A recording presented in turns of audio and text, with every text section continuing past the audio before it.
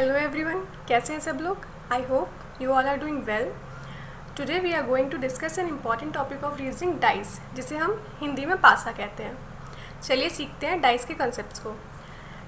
Dice को सीखने के लिए पहले हम जानते हैं डाइस कितने टाइप के होते हैं। डाइस दो टाइप के होते हैं, standard dice and non standard dice.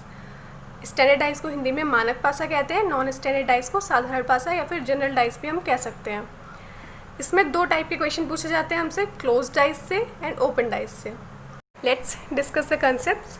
Standard dice क्या होता है? स्टैंडर्ड डाइस में जो दो अपोजिट साइड्स होती हैं उनका जो सम होता है वो हमेशा 7 होता है। अपोजिट साइड्स मतलब जिनकी बाउंड्रीज आपस में टच नहीं करती हैं। जैसे कि ये दो फेज हैं, इनकी बाउंड्रीज आपस में टच कर रही हैं, तो ये एडजेसेंट साइड्स हुई एंड इसकी जस्ट 5 के जस्ट अपोजिट जो साइड होगी वो इसकी अपोजिट साइड होगी। एंड ये भी ध्यान रखिए, इसकी जो एडजेसेंट साइड्स हैं उनका सम कभी भी 7 नहीं होगा। जैसे कि ये 4 एंड 5 एंड 6, 4 5 का अगर हम एडिशन करते हैं तो ये 7 के इक्वल नहीं आना चाहिए। 5 एंड 6 7 के इक्वल नहीं है, 4 एंड 6 7 के इक्वल नहीं है। ऐसे ही सेकेंड डाइस में देखिए 1 + 2 7 नहीं होता है, 1 + 3 7 नहीं होगा, 3 + 2 7 के इक्वल नहीं होगा। तो ये हमारा स्टैंडर्ड डाइस होगा। अब आप क्लियरली बता सकते हैं कि 1 का अपोजिट क्या होगा। इसकी प्रॉपर्टी क्या है स्टैंडर्ड डाइस की, कि अपोजिट साइड्स का जो सम होता है वो 7 होता है। तो 1 का अपोजिट क्या होगा? 6 होगा। 2 का अपोजिट 5 होगा, 2 + 5 7 हुआ। 3 की अपोजिट साइड क्या होगी? 4 होगी। 3 + 4 7। अपोजिट साइड्स का सम हमेशा 7 होता है। बचपन में सभी ने लूडो खेला होगा, तो लूडो में जो हम डाइस यूज़ करते हैं वो हमेशा स्टैंडर्ड डाइस यूज़ करते हैं। इसको आप चेक भी कर सकते हैं। ये 2D फिगर है इसलिए इसमें हमें 3 फेस ही दिखाई देते हैं, बाकी इसमें टोटल 6 फेसेस होते हैं। एक क्वेश्चन राइज होता है कि डाइस एंड क्यूब में क्या डिफरेंस है। तो जो क्यूब होता है वो स्क्वायर से मिलकर बना होता है and dice square and rectangle दोनों से मिलकर बना हो सकता है। एंड डाइस की एक प्रॉपर्टी है कि इसके ऊपर नंबर, अल्फ़ाबेट्स या फिर सिंबल प्रिंट होते हैं। एंड क्यूब का ऐसा कोई कंपल्शन रूल नहीं है। नेक्स्ट हम बात करते हैं नॉन स्टैंडर्ड डाइस या फिर जनरल डाइस की। तो इसमें क्या होता है, इसमें दो एडजेसेंट साइड्स का सम 7 हो सकता है। इसका ऐसा कोई रूल नहीं है कि इसके अपोजिट साइड्स का सम 7 होगा। एडजेसेंट साइड जिनकी बाउंड्रीज आपस में टच करती हैं, जैसे कि ये पहला हमारा जनरल डाइस है, क्योंकि यहाँ पर 1 है 6 है, इन दोनों का एडिशन 7 होता है, तो ये हमारा जनरल डाइस है, नॉन स्टैंडर्ड डाइस है। सेकेंड 4 3 इन दोनों का एडिशन 7 होता है, तो ये भी हमारा नॉन स्टैंडर्ड डाइस है। एंड अगर किसी डाइस के ऊपर अल्फ़ाबेट्स या फिर सिंबल प्रिंट होते हैं तो ये हमारा जनरल डाइस में आता है, नॉन स्टैंडर्ड डाइस में आता है। नॉन स्टैंडर्ड डाइस के, क्लोज डाइस के हम 3 केसेस की स्टडी करेंगे। पहला केस है जिसमें आपके 2 नंबर कॉमन है डाइस में। जैसे कि ये डाइस देखिए, इसमें 1 एंड 3, इसमें भी 1 एंड 3 दोनों में 2 नंबर कॉमन है, तो बचा क्या है? 2 एंड 5। तो 2 का अपोजिट क्या होगा? 5 होगा। 1 एंड 3 का अपोजिट क्या होगा? 2 नंबर बचे हैं हमारे 4 एंड 6, 4 एंड 6। तो 1 का अपोजिट 4 भी हो सकता है, 6 भी हो सकता है। 3 का अपोजिट 4 भी हो सकता है, 6 भी हो सकता है। इसको देखकर हम क्लियर आंसर नहीं कर सकते कि 1 का अपोजिट 4 ही होगा या फिर 6 होगा, या 3 का अपोजिट 4 होगा या 6 होगा। केस 2 जिसमें एक नंबर कॉमन होगा, जैसे कि ये है, इसमें 6 है, यहाँ 6 है, ये कॉमन है। तो इसमें अगर आपको बताना है कि 4 का अपोजिट क्या होगा तो कैसे बताएंगे? ऐसे क्वेश्चंस को सॉल्व करने के लिए जो नंबर आपका कॉमन है वहाँ से क्लॉकवाइज डायरेक्शन में चलिए। यहाँ से चलेंगे, 6 के बाद क्या आया? 4, 4 लिखा। 4 के बाद क्या आया? 5, 5 लिखा। ठीक है, क्लॉकवाइज डायरेक्शन में चलना है आपको। वैसे यहाँ से क्लॉकवाइज डायरेक्शन में चलेंगे, 6 है, 6 के बाद क्या आया? 1 आया। ठीक है, 1 के बाद 3। तो अब आप आंसर कर सकते हैं कि 4 का अपोजिट क्या होगा? 1 होगा। 4 का अपोजिट क्या होगा? 1 होगा। एंड 5 का अपोजिट 3 होगा। 6 का अपोजिट क्या होगा? क्या नंबर बचा है? 2 बचा है ना, तो 6 का अपोजिट 2 होगा। तो ऐसे क्वेश्चंस को सॉल्व करने के लिए जिसमें एक नंबर कॉमन हो, तो वहाँ पे आपको क्लॉकवाइज डायरेक्शन में चलना है एंड नंबर्स को लिख लेना है। सेकेंड भी जहाँ पे आपका कॉमन दे रखा हो, अगर ये 6 यहाँ पर कॉमन होता तो आप यहाँ से क्लॉकवाइज डायरेक्शन में चलते हैं, नंबर्स को लिख लेते। केस 3 आता है जिसमें आपका कोई भी नंबर कॉमन नहीं होता है। इसमें 2 केसेस बनते हैं। पहला केस बनता है जिसमें एडजेसेंट साइड्स का सम 7 के इक्वल नहीं होता है, जैसे कि ये है 1 2 3, किसी का भी सम 7 नहीं होगा, 2 + 3 7 नहीं होगा, 3 + 1 7 नहीं होगा, 1 + 2 7 नहीं होगा। वैसे यहाँ पे भी किसी का सम 7 नहीं है, तो ये क्लियरली दिख रहा है हमें ये स्टैंडर्ड डाइस की कैटेगरी है, इसलिए सॉल्व कर सकते हैं इसको कि 1 का अपोजिट क्या होगा, 6 होगा, 6 + 1 7 होता है, ये स्टैंडर्ड डाइस है क्योंकि, इसलिए 2 का अपोजिट 5, 2 + 5 7 होगा, 3 का अपोजिट 4, 4 + 3 7 होता है। तो ऐसे क्वेश्चंस को आप स्टैंडर्ड डाइस के कॉन्सेप्ट से सॉल्व कर सकते हैं जिसमें कोई भी नंबर कॉमन नहीं है एंड एडजेसेंट साइड्स का सम 7 के इक्वल नहीं है। सेकंड केस आता है जिसमें, जैसे कि ये डाइस है, 6 + 1 7 होता है एंड 5 + 2 7 हो रहा है, एडजेसेंट साइड्स का सम 7 हो रहा है, तो ये नॉन स्टैंडर्ड डाइस की कैटेगरी में आएगा, इसमें कोई भी नंबर कॉमन नहीं है। तो अगर आपको बताना है कि 1 के अपोजिट साइड कौन सी होगी तो कैसे बताएंगे?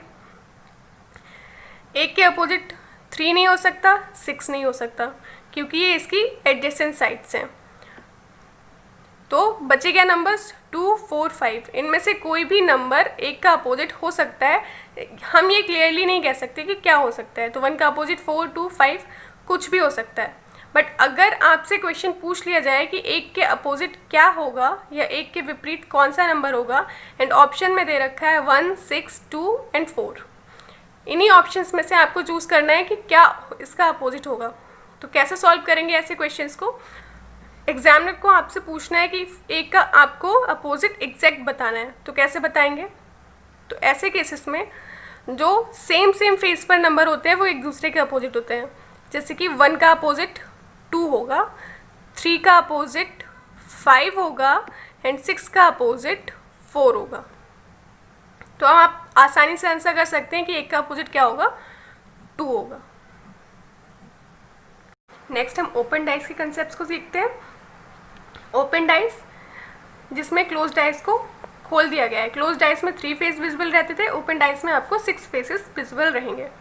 इसमें अगर क्वेश्चन आए कि 1 का अपोजिट क्या होगा तो कैसे बताएंगे? अपोजिट साइड्स की क्या प्रॉपर्टी होती है? अपोजिट साइड्स की बाउंड्रीज कभी भी एक दूसरे से टच नहीं करती हैं। तो 1 का अपोजिट यहाँ पर 5 होगा, 2 का अपोजिट 4 होगा एंड 3 का अपोजिट 6 होगा। अल्टरनेट फेजेस एक दूसरे के अपोजिट होंगे, 2 का अपोजिट 4 एंड 3 का अपोजिट 6, एंड ये जो साइड्स खुले हुए हैं ये एक दूसरे के अपोजिट होंगे। तो 1 का अपोजिट क्या है, 5 है, 2 का अपोजिट 4 है, 3 का अपोजिट 6 है।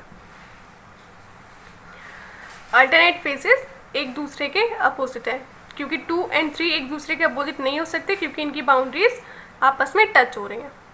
ऐसे ही 4 3 का या 6 का अपोजिट नहीं हो सकता, तो 4 किसका अपोजिट होगा, 2 का ही अपोजिट होगा। 3 भी 2 या 4 किसी का अपोजिट नहीं हो सकता, किसका अपोजिट होगा, 6 का अपोजिट होगा। एंड ये जो साइड्स खुले हुए हैं ये एक दूसरे के अपोजिट होंगे। इस ओपन डाइस में देखते हैं, 4 का अपोजिट 1 नहीं हो सकता, 4 का अपोजिट क्या होगा, 6 होगा, 1 का अपोजिट 3 होगा एंड 2 का अपोजिट 5 होगा। तो 1 का अपोजिट क्या है, 3, 2 का अपोजिट 5, यहाँ पे गलत लिख दिया है, सॉरी, यहाँ पे क्या आएगा, 6 लिख सकते हैं या फिर 4 लिख सकते हैं हम। 6 का अपोजिट 4 होगा। इस ओपन डाइस को अगर हम क्लोज करेंगे तो कौन से क्लोज डाइस पॉसिबल है, ये कैसे बताएंगे? इसके लिए आपको एक चीज़ माइंड में रखनी है, जो अपोजिट साइड्स हैं वो कभी भी एडजेसेंट साइड्स नहीं हो सकती हैं। अपोजिट साइड्स की बाउंड्रीज कभी भी आपस में टच नहीं करती हैं, तो 1 3 2 इन पे जो नंबर्स आएंगे वो अपोजिट नंबर्स नहीं हो सकते। जैसे कि ये देखिए, 1 का अपोजिट 3 है हमें पता है, बट 1 के एडजेसेंट साइड्स पे लिखा है, तो ये इससे पॉसिबल नहीं है, ये नहीं बन सकता। सेकंड चेक करते हैं, 3 5 6, तो 3 का अपोजिट 1 है, नहीं, 5 का अपोजिट 2 है, नहीं, 6 का अपोजिट 4 है, तो नहीं। तो यहाँ पे कोई भी नंबर ऐसा नहीं है जो आपस में अपोजिट हो एंड एडजेसेंट साइड्स पे लिखा हो, तो ये पॉसिबल डाइस है, ये इस ओपन डाइस से बनाया जा सकता है। इसको चेक करते हैं, 3 का अपोजिट 1 है, नहीं है, ठीक है, 4 का अपोजिट 6 है। तो ये अपोजिट साइड्स एडजेसेंट फेसेस पे लिखे हैं, तो ये तो पॉसिबल नहीं हो सकता, ये नहीं बन सकता। इसको चेक करते हैं, 1 का अपोजिट 3 है, नहीं है यहाँ पे। 4 का अपोजिट 6 है, नहीं है यहाँ पे। 2 का अपोजिट 5 या फिर 5 का अपोजिट 2, वो भी नहीं है यहाँ पे। तो इनमें से कोई भी नंबर एक दूसरे का अपोजिट नहीं है, तो ये पॉसिबल केस है। तो इस तरीके के क्वेश्चंस आपसे पूछे जाते हैं। अगर आपका कंसेप्ट क्लियर होगा तो आप इजीली क्वेश्चंस को सॉल्व कर सकेंगे। इसको देखते हैं, ए का अपोजिट बी होगा, बी का अपोजिट एफ होगा एंड सी का अपोजिट ई होगा। ए का अपोजिट बी, डी का अपोजिट एफ, सी का अपोजिट ई। अब इस ओपन डाइज से कौन से क्लोज डाइज पॉसिबल है ये चेक करते हैं।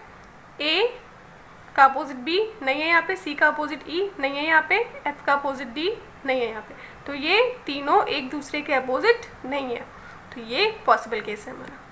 सेकंड चेक करते हैं, ए का अपोजिट बी है जो कि एडजेसेंट साइड पे लिखा है, इसकी बाउंड्रीज आपस में टच कर रही हैं, तो ये अपोजिट साइड्स को एडजेसेंट साइड्स पे नहीं लिख सकते, तो ये गलत होगा। डी का अपोजिट एफ जो कि इसके साथ में लिखा हुआ है, एडजेसेंट साइड्स पे लिखा हुआ है, तो ये भी पॉसिबल नहीं है। इसको चेक करते हैं, सी का अपोजिट ई नहीं है यहाँ पे, डी का अपोजिट एफ नहीं है यहाँ पे, बी का अपोजिट ए नहीं है यहाँ पे, तो ये तीनों एक दूसरे के अपोजिट साइड्स नहीं है, तो ये पॉसिबल केस है। बस आपको अपोजिट साइड्स का ध्यान रखना है कि वो कभी भी एडजेसेंट फेस पे नहीं लिख सकते हैं। अपोजिट साइड्स के जो नंबर है वो कभी भी एडजेसेंट फेस पर नहीं आ सकते, एक दूसरे के आसपास नहीं आ सकते, उनकी बाउंड्रीज आपस में टच नहीं कर सकती। ये ओपन डाइज है, इसमें आपको बताना है कि मल्टीप्लिकेशन का अपोजिट साइड्स क्या होगा। तो क्या होगा, अभी तक आपने जो क्वेश्चन सॉल्व किए थे उसमें जो ओपन साइड्स थी वो एक दूसरे की अपोजिट थी। यहाँ पर तो 3 ओपन साइड्स हैं, मल्टीप्लिकेशन का साइन है जिस पर वो, माइनस का साइन है जिस पर वो, एंड एट द रेट का साइन है जिस पे वो। तो कैसे बताएंगे, अल्टरनेट साइड्स एक दूसरे के अपोजिट होती हैं। मल्टीप्लिकेशन माइनस का अपोजिट होगा, परसेंटेज डिवीजन का अपोजिट होगा, प्लस का अपोजिट होगा एट द रेट का। तो इसलिए ज़्यादा से ज़्यादा क्वेश्चंस की आपको प्रैक्टिस करनी है ताकि कोई भी कन्फ्यूज़न ना रहे। मिलते हैं नेक्स्ट वीडियो में, तब तक आप प्रैक्टिस करते रहिए नेक्स्ट कंसेप्ट के साथ। Thank you.